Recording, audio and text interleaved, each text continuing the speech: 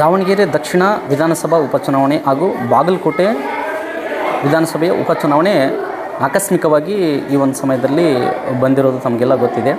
ಈ ದಾವಣಗೆರೆ ಬಾಗಲಕೋಟೆ ಈ ಒಂದು ವಿಧಾನಸಭಾ ಕ್ಷೇತ್ರದಲ್ಲಿ ಜಿದ್ದಾಜಿದ್ದಿನ ಪೈಪೋಟಿ ಏರ್ಪಟ್ಟಿದೆ.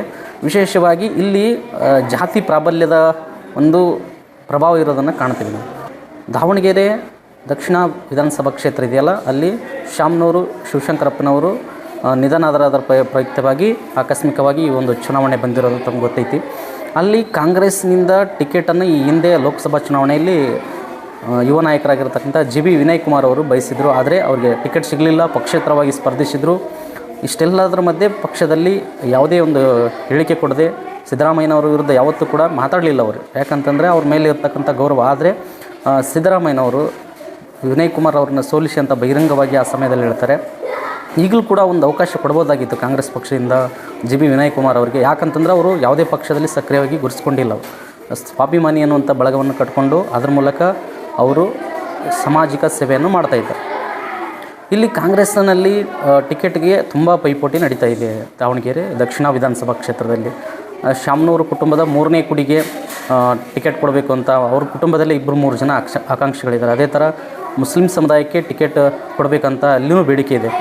ಅದರ ಜೊತೆಗೆ ಜಿ ಬಿ ವಿನಯ್ ಕುಮಾರ್ ಅವರು ಯಾವುದೇ ಪಕ್ಷದಿಂದ ಟಿಕೆಟ್ ಕೊಟ್ಟರು ನಾನು ಸ್ಪರ್ಧಿಸ್ತೀನಿ ಅಂತ ಹೇಳ್ತಾ ಇದ್ದಾರೆ. ಅಂದರೆ ಕಾಂಗ್ರೆಸ್ ಇರ್ಬೋದು, ಬಿ ಜೆ ಪಿ ಇರ್ಬೋದು, ಪಕ್ಷೇತರ ಸ್ಪರ್ಧೆ ಮಾಡೋದಿಲ್ಲ ಅಂತ ಅವರು ಸ್ಪಷ್ಟವಾಗಿ ಹೇಳಿದ್ದಾರೆ.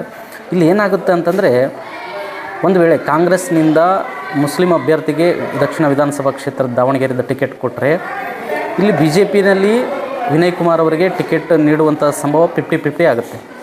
ಒಂದು ವೇಳೆ ಶಾಮನೂರು ಕುಟುಂಬಕ್ಕೆ ಕಾಂಗ್ರೆಸ್ನಿಂದ ಟಿಕೆಟ್ ಕೊಟ್ಟರೆ ಬಿ ಜೆ ಪಿಯಿಂದ ಜಿ ಬಿ ವಿನಯ್ ಕುಮಾರ್ ಅವರಿಗೆ ಬಹುತೇಕ ಟಿಕೆಟ್ ಘೋಷಣೆ ಆಗ್ಬೋದು ಅನ್ನುವಂಥ ಒಂದು ಸುದ್ದಿ ಸಮಾಚಾರಗಳು ನಡೀತಾ ಇದ್ದಾವೆ.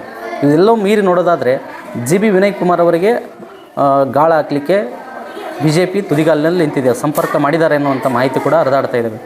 ಈಗ ಜಿ ಬಿ ವಿನಯ್ ಕುಮಾರ್ ಅವರಿಗೆ ಬಿ ಜೆ ಪಿಯಿಂದ ಎಷ್ಟು ಲಾಭ ಇದೆಯೋ ಗೊತ್ತಿಲ್ಲ, ಬಟ್ ಬಿ ಜೆ ಪಿಗೆ ವಿನಯ್ ಕುಮಾರ್ ಅವರ ಒಂದು ಲಾಭ ಖಂಡಿತ ಇದೆ. ಏಕೆಂತಂದರೆ ಬಿ ಜೆ ಪಿ ಪಕ್ಷದಲ್ಲಿ ಕುರುಬ ಸಮುದಾಯದ ಪ್ರಬಲ ನಾಯಕರು ಯಾರೂ ಉಳಿದಿಲ್ಲ. ಈಶ್ವರಪ್ಪನವರು ಕೂಡ ಪಕ್ಷದಿಂದ ಹೊರಗಡೆ ಬಂದಿದ್ದಾರೆ, ಅವ್ರನ್ನ ಹೊರಗಡೆ ಹಾಕಿದ್ದಾರೆ. ಅದರ ಜೊತೆಗೆ ಇತ್ತೀಚೆಗೆ ಬೈರತಿ ಸುರೇಶ್ ಅವರು ಕೂಡ ಒಂದು ಪ್ರಕರಣದಲ್ಲಿ ಆರೋಪಿಯಾಗಿದ್ದರು. ಇದರ ಮಧ್ಯೆ ಯಾವುದೇ ಒಂದು ಪ್ರಬಲ ನಾಯಕರು ಬಿ ಜೆ ಪಿಯಲ್ಲಿಲ್ಲ.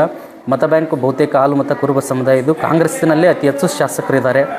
ಇವುಗಳ ಎಲ್ಲದರ ಮಧ್ಯೆ ಬಿ ಜೆ ಪಿ ಕೂಡ ಒಂದು ತನ್ನ ಅಸ್ತ್ರವನ್ನು ಪ್ರಯೋಗ ಮಾಡಲಿಕ್ಕೆ ಹೊರಟಿದೆ. ಯಾವ ಥರ ಅಂತಂದರೆ, ಈಗಾಗಲೇ ಸಿದ್ದರಾಮಯ್ಯನವರು ಮುಂದಿನ ಚುನಾವಣೆಯಲ್ಲಿ ಸ್ಪರ್ಧೆ ಮಾಡಲ್ಲ ಅಂತ ಹೇಳಿದ್ದಾರೆ. ಇದರ ಮಧ್ಯೆ ಸಿದ್ದರಾಮಯ್ಯನವರ ಒಂದು ಚುನಾವಣೆಯ ರಾಜಕೀಯದಿಂದ ಹೊರಗುಳಿತಾರೆ ಎನ್ನುವ ಒಂದು ಮಾಹಿತಿ ಆಧಾರದ ಮೇಲೆ ಬಿ ಜೆ ಪಿ ಕೂಡ ತನ್ನ ಒಂದು ವೋಟ್ ಬ್ಯಾಂಕನ್ನು, ಕುರುಬ ಸಮುದಾಯದ ವೋಟ್ ಬ್ಯಾಂಕನ್ನು ಕಾಂಗ್ರೆಸ್ನಿಂದ ಬಿ ಜೆ ಪಿಗೆ ಸೆಳೆಯಲಿಕ್ಕೆ ಪ್ರಯತ್ನ ಮಾಡ್ತಾಯಿದೆ ಅಂದರೆ ತಪ್ಪಾಗಲಿಕ್ಕಿಲ್ಲ. ಇದೊಂದು ಚರ್ಚೆ ನಡೀತಾ ಇದ್ದಾವೆ. ಇದರೆಲ್ಲದರ ಮಧ್ಯೆ ವಿನಯ್ ಕುಮಾರ್ ಯುವ ಉತ್ಸಾಹಿ, ಯುವ ನಾಯಕ, ರಾಜ್ಯಾದ್ಯಂತ ಅಷ್ಟೇ ಅಲ್ಲದೆ ದೇಶಾದ್ಯಂತ ಪ್ರವಾಸ ಮಾಡುವಷ್ಟು ಸಾಮರ್ಥ್ಯ ಹೊಂದಿದ್ದಾರೆ.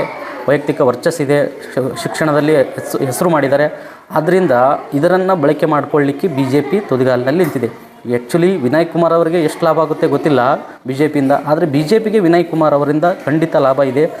ಅದಕ್ಕೋಸ್ಕರ ಅವರು ಟಿಕೆಟ್ ಕೊಡಲಿಕ್ಕೂ ಕೂಡ ಮನಸ್ಸು ಮಾಡಿದ್ದಾರೆ. ಏಕೆಂತಂದರೆ ದಾವಣಗೆರೆ ದಕ್ಷಿಣ ವಿಧಾನಸಭಾ ಕ್ಷೇತ್ರಕ್ಕೆ ಈಗಾಗಲೇ ಪೈಪೋಟಿ ಬಹಳ ದೊಡ್ಡ ಪ್ರಮಾಣದಲ್ಲೇ ನಡೆದಿದೆ.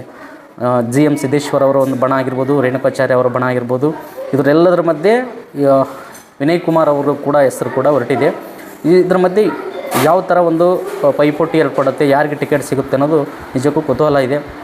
ಏನಂತಂತಂದರೆ, ವಿನಯ್ ಕುಮಾರ್ಗೆ ಟಿಕೆಟ್ ಕೊಡಬೇಡಿ ಅಂತ ಯಾರೂ ಕೂಡ ಹೇಳ್ತಿಲ್ಲ. ಬಿ ಜೆ ಪಿನಲ್ಲಿ ಯಾರಿಗೆ ಟಿಕೆಟ್ ಕೊಟ್ಟರು ನಾವು ಗೆಲ್ಲಿಸ್ತೀವಿ ಅಂತ ಹೇಳ್ತಾ ಇದ್ದಾರೆ. ಆದರೆ ಕಾಂಗ್ರೆಸ್ನಲ್ಲಿ ಆ ಥರ ಇಲ್ಲ. ಕಾಂಗ್ರೆಸ್ನಲ್ಲಿ ನಡೀತಾ ಇರೋದೇ ಬೇರೆ. ಏನಂತಂದರೆ, ಮುಸ್ಲಿಂ ಸಮುದಾಯ ಈ ಹಿಂದೆ ಶಾಮನೂರು ಶಿವಶಂಕರಪ್ಪನವರು ಇದ್ದಾಗ ಮುಂದಿನ ಚುನಾವಣೆಯಲ್ಲಿ ನಾನು ಮುಸ್ಲಿಂ ಅಭ್ಯರ್ಥಿಗೆ ಬಿಟ್ಟುಕೊಡ್ತೀನಿ ಕ್ಷೇತ್ರ ಅಂತ ಹೇಳಿದ್ರಂತೆ. ಅಲ್ಲಿಯ ಒಂದು ಸ್ಥಳೀಯ ಮುಸ್ಲಿಂ ಮುಖಂಡರು ಹೇಳ್ತಾರೆ. ಜೊತೆಗೆ ಜಮೀರ್ ಅಹ್ಮದ್ ಕೂಡ ಹೇಳಿಕೆ ಕೊಟ್ಟಿದ್ದರು ಇತ್ತೀಚೆಗೆ.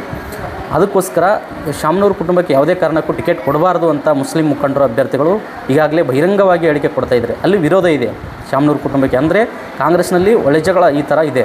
ಬಿ ಜೆ ಪಿನಲ್ಲಿ ವಿನಯ್ ಕುಮಾರ್ ಅವರಿಗೆ ಟಿಕೆಟ್ ಕೊಡಬೇಡಿ ಅಂತ ಬಹಿರಂಗವಾಗಿ ಯಾರೂ ಕೂಡ ಹೇಳ್ತಿಲ್ಲ. ಯಾರಿಗೆ ಟಿಕೆಟ್ ಕೊಟ್ಟರು ಕೂಡ ನಾವು ಬೆಂಬಲ ಕೊಡ್ತೀವಿ ಅಂತ ಹೇಳ್ತಾ ಇದ್ದಾರೆ.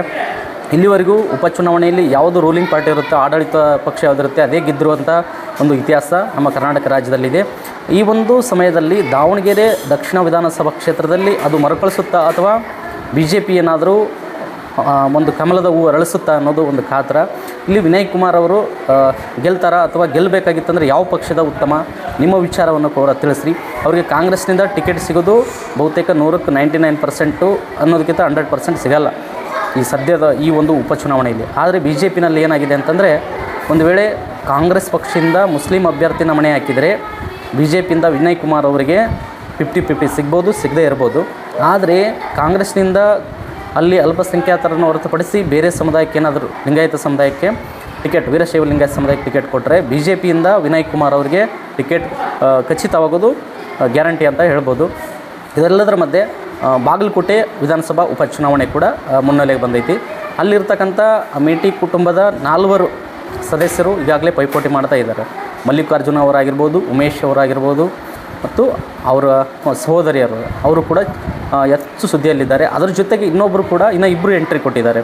ಯಾರು ಅಂತಂದರೆ ಕಾಶ್ಯಪ್ನವರು, ವಿಜಯಾನಂದ ಕಾಶ್ಯಪ್ನವರ ಪತ್ನಿಯಾಗಿರ್ತಕ್ಕಂಥ ವೀಣಾ ಕಾಶ್ಯಪ್ನವರು. ಈಗಾಗಲೇ ಅವರ ಪತಿ ಶಾಸಕರಿದ್ದಾರೆ. ಇದರೆಲ್ಲರ ಮಧ್ಯೆ ರಕ್ಷಿತಾ ಭರತ್ ಕುಮಾರ್ ಇಟಿ ಅವರು ಕೂಡ ಮಹಿಳಾ ಕಾಂಗ್ರೆಸ್ನ ರಾಜ್ಯ ಅಧ್ಯಕ್ಷರಾಗಿದ್ದರು ಬಾಗಲಕೋಟೆ ಜಿಲ್ಲೆಯದ್ದು.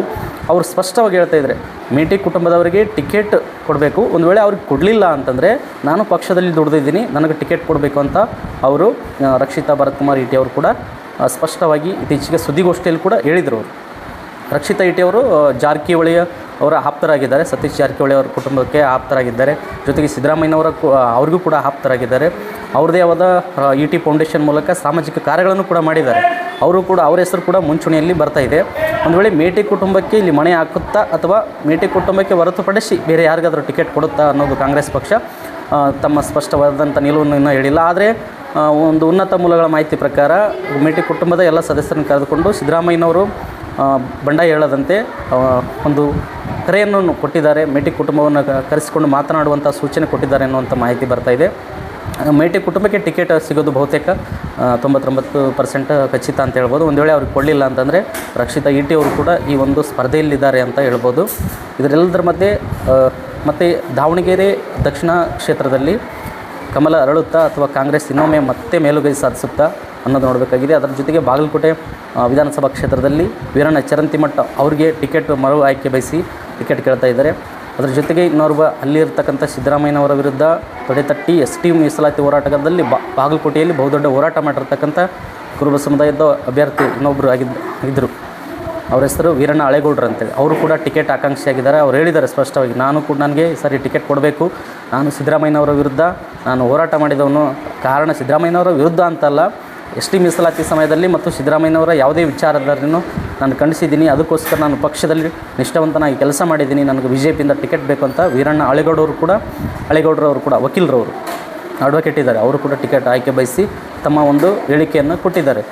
ಇಲ್ಲಿ ಎರಡೂ ಕ್ಷೇತ್ರದಲ್ಲಿ ನಿರ್ಣಾಯಕವಾಗಿ ಕುರುಬ ಸಮುದಾಯದ ಅಭ್ಯರ್ಥಿಗಳು ಹೆಚ್ಚಿನ ಆಕಾಂಕ್ಷಿಗಳಿದ್ದಾರೆ. ಬಾಗಲಕೋಟೆಯಲ್ಲಿ ಅಂತ ತುಂಬ ಜನ ಇದ್ದಾರೆ. ಇನ್ನು ದಾವಣಗೆರೆ ಕ್ಷೇತ್ರದಲ್ಲಿ ವಿನಯ್ ಕುಮಾರ್ ಅವರು ಕೂಡ ಇದ್ದಾರೆ. ಏನಾದರೂ BJPಯಿಂದ ದಕ್ಷಿಣ ವಿಧಾನಸಭಾ ಕ್ಷೇತ್ರದಲ್ಲಿ ದಾವಣಗೆರೆ ದಕ್ಷಿಣ ವಿಧಾನಸಭಾ ಕ್ಷೇತ್ರದಲ್ಲಿ GB ವಿನಯ್ ಕುಮಾರ್ ಅವರಿಗೆ ಟಿಕೆಟ್ ಕೊಟ್ಟರೆ ಗೆಲ್ತಾರಾ ಅಥವಾ ಇಲ್ವಾ, ನಿಮ್ಮ ಒಂದು ಕಮೆಂಟ್ ಮಾಡಿ. ಮತ್ತು ಬಾಗಲಕೋಟೆ ವಿಧಾನಸಭಾ ಕ್ಷೇತ್ರದಲ್ಲಿ ಕಾಂಗ್ರೆಸ್ ಗೆಲ್ಲುತ್ತಾ ಅಥವಾ BJP ಗೆಲ್ಲುತ್ತಾ, ಎರಡರಲ್ಲಿ ಯಾವ್ದು ಗೆಲ್ಬೋದು, ನಿಮ್ಮ ಒಂದು ಅಭಿಪ್ರಾಯವನ್ನು ಕಮೆಂಟ್ ಮಾಡಿ. ನಮಸ್ಕಾರ, ಧನ್ಯವಾದಗಳು.